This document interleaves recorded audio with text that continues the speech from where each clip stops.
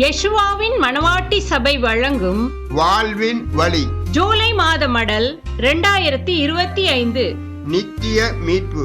சத்தியத்தை அறிவீர்கள், சத்தியம் உங்களை விடுதலையாக்கும். எமது அன்பின் நண்பர்களே, எம் ஆத்துமாவை பாதாளத்தின் வல்லமைக்கு தப்புவித்து எம்மை ஏற்றுக்கொள்ற பிதாவாகி தேவனுடைய மங்காத அன்பை நினைத்து துதித்து தமக்கு ஊழியம் கொள்ளும்படி வராமல் ஊழியம் செய்யவும் அநேகரை மீட்கும் பொருளாக தம் உயிரை தந்து நித்திய மீட்பின் வழியை ஏற்படுத்திய கர்த்தரும் இரட்சகருமான இயேசுவின் நாமத்தில் உங்களை வாழ்த்தி நித்திய மீட்பு என்ற சிறு செய்தியை உங்களிடம் சமர்ப்பிக்கிறோம். அரசியல், ராணுவம், கருத்து வெளிப்பாடு போன்றவற்றை இரண்டாம் உலக போருக்கு பின் இரும்பு திரை என்று அழைக்கப்படுகிற சில கம்யூனிஸ்ட் நாடுகள் பிற நாடுகளுடன் துண்டித்திருந்த நிலையில் அங்குள்ள மேலாதிக்கம், அடக்குமுறை எதுவும் வெளி உலகத்திற்கு தெரியாமல் இருந்தது. தனிமனித சுதந்திரம், பேச்சு சுதந்திரம், மத சுதந்திரம் கேள்விக்குறியாகி குடிமக்கள் சட்டம் என்ற பிடியில் ஆக்கிரமிக்கப்பட்டவர்களாய், மீறினால் துரோகிகளாக சித்தரிக்கப்பட்டு கொடும் தண்டனைக்குள்ளாக்கப்பட்டு நரக வேதனையை அனுபவித்தவர்களாய் இருந்தார்கள். அங்கிருந்து எவராவது தப்பி வர கூடுமானால் சுதந்திர காற்றை சுவாசிக்கிற அந்நாள் அவர்களின் விடியலின் தொடக்கம் எனலாம். இவ்வாறே மானிடர் நாம் பிறக்கும் போதே பாவ சாயலுடன் பிறந்து வளர்ந்து வரும்போது பாவத்தின் பிடியில் கட்டுண்டு இரும்பு திரைக்குள் அகப்பட்டிருக்கிறோம் என்பதை எம்மில் எத்தனை பேர் அறிந்திருக்கிறோம்? இதிலிருந்து முற்றாய் மீட்கப்பட வேண்டும் அல்லவா?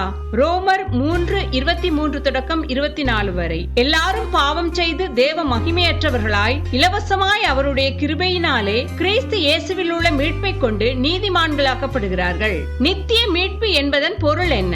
பாவத்தின் சம்பளமான மரணத்தின் பின் நித்திய ஆக்கினைக்குள்ளாக மனித குலம் செல்லாதபடி தம் ஒரே பேரான மீட்பரை இவ்வுலகத்திற்கு பிதாவாகிய தேவன் அனுப்பியதால் குமாரனாகிய கர்த்தரும் மீட்பருமான இயேசு உலக மக்களின் பாவத்திற்கான விலையை சொல்லொன்னா பாடுகளுக்குட்பட்டு தாம் தூய இரத்தத்தை சிந்தி தம் உயிரையே கொடுத்தார். எபிரேயர் 9:12. வெள்ளாட்டுக்கடா, இளங்காளை இவைகளுடைய இரத்தத்தினாலே அல்ல, தம்முடைய சொந்த இரத்தத்தினாலும் ஒரே தரம் மகா பரிசுத்த ஸ்தலத்திலே பிரவேசித்து நித்திய மீட்பை உண்டு பண்ணினார். அவர் மீது விசுவாசம் கொண்டு அவர் போதனைகளை கைக்கொள்வதன் மூலம் பிதா நமக்கு நித்திய மீட்பை அளிக்கிறார்.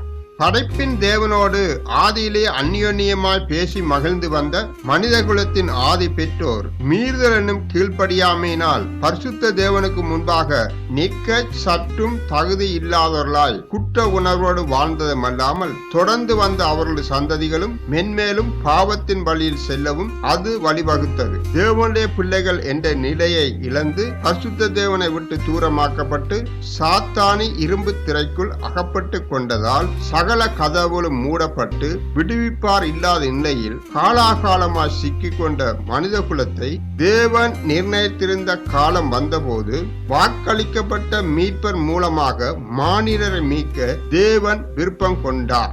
இதன் மூலம் மீட்பரை விசுவாசிக்கும் போது அவரது பிள்ளைகளாகும் வாய்ப்பு கிடைக்கிறது. 1 தீமோத்தேயு 2:4-6.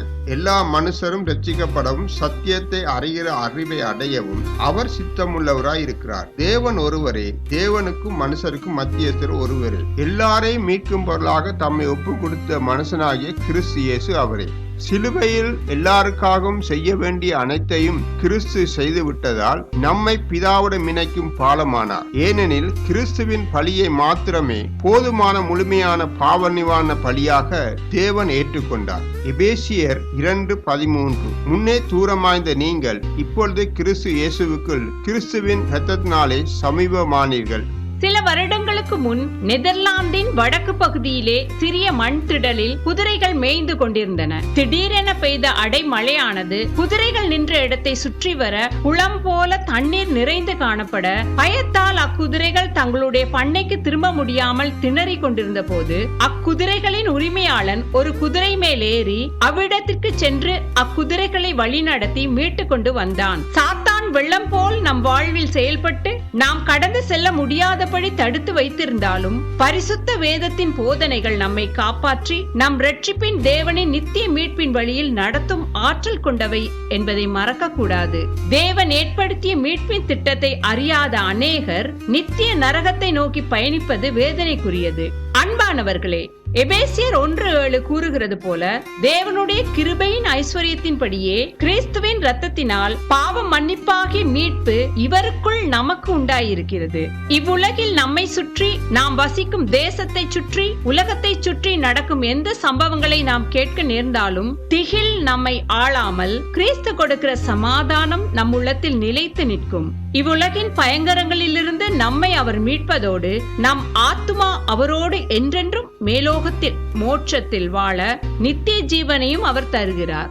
அன்பின் நண்பர்களே, 2 கொரிந்தியர் 5:19-21. அது என்னவெனில், தேவன் உலகத்தாருடைய பாவங்களை எண்ணாமல் கிறிஸ்துவுக்குள் அவர்களை தமக்கு ஒப்புரவாகுதலின் உபதேசத்தை எங்களிடத்தில் ஒப்புவித்தார். ஆனபடியினாலே தேவனானவர் எங்களை கொண்டு புத்தி சொல்லுவது போல நாங்கள் கிறிஸ்துவுக்காக சாணாதிபதிகளாயிருந்து தேவனோடு ஒப்புரவாகல் என்று கிறிஸ்துவின் நிமித்தம் உங்களை வேண்டிக் கொள்கிறோம். நாம் கிறிஸ்துவுக்குள் தேவனுடைய நீதியாகும்படிக்கு பாவமறியாத அவரை நமக்காக பாவமாக்கினார். எம் வாழ்வில் ஏற்படும் மனக்கடினங்கள், தவறுகள், மீறுதல்கள், கடந்த கால காயங்கள் எம்மை குற்ற உணர்வுள்ளவர்களாய் காலம் முழுவதும் வாழ வைத்துவிடும். கர்த்தரும் மீட்பெருமான இயேசுவின் மேல் நம்பிக்கை வைத்து அவரை ஏற்றுக்கொண்டு வாழும் போது பாவம் என்ற குற்ற உணர்வோடு வாழ வேண்டியதில்லை.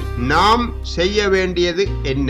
ரோமர் 10:9. என்னவென்றால், கர்த்தராகிய இயேசுவை நீ உன் வாயினாலே அறிக்கையிட்டு தேவன் அவரை மரித்தோர்ந்து எழுப்பினார் என்று உன் இருதயத்திலே விசுவாசித்தால் ரட்சிக்கப்படுவாய். பரிசுத்த வேதம் சொல்லுகிற செய்தியை நன்கு விளங்கிக் கொண்டு தேவனுடைய எல்லையில்லா கிருபையை நீங்களும் உங்கள் குடும்பத்தினரும் பெற்றுக்கொண்டு நித்திய மீட்பை கண்டடைய தொடர்ந்தும் நாங்கள் ஜெபித்து வருகிறோம். மீண்டும் சந்திப்போம். இப்படிக்கு அன்புடன் யேசுவாவின் மனவாட்டி சபை.